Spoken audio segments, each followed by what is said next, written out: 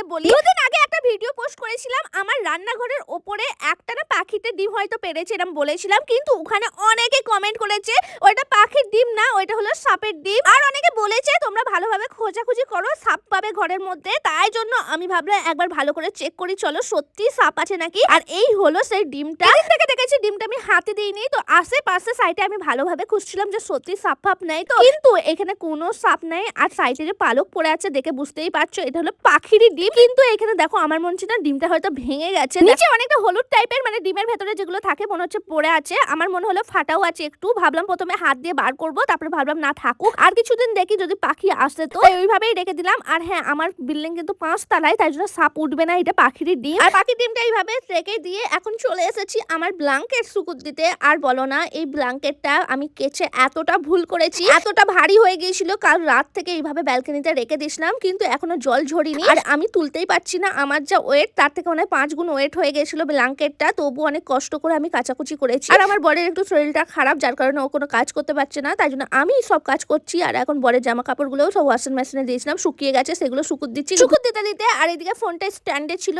stand থেকে এমন পড়েছে আমার বরের iPhone 17 Pro Max পুরো ভেঙে